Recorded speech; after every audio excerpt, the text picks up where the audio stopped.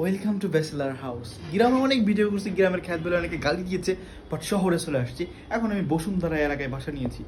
আর bachelor হাউসের প্রথমে যেটা দেখাবো, এইটা হচ্ছে দরজা। দরজা এমনই থাকবে, কাঠটা না দেখাইলাম।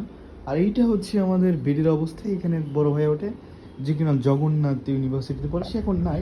আর এইটা হচ্ছে আমার রুমমেট, যে কিনা এই গরমের সিজনেও খেতা গায়ে দেয়। খেতা গায়ে দেওয়ার অনেক রিজন আছে, যেমন সে তার মশার কামড়, মানে যে মশা তার হাত পায়ে কামড়ায়, কয়েল ধরাবে না, মশারিটা নেবে না, সেই কামড়ের হাত থেকে বাঁচার জন্য এই খেতা গায়ে দেয়। আর এইটা হচ্ছে দরজা। 28 মানুষ দরজাতে এমন থাকবে। আর বিশেষ করে আমি করেছি এটা, কারণ আমার উদয় কাম থাকে না, তো কি করবো।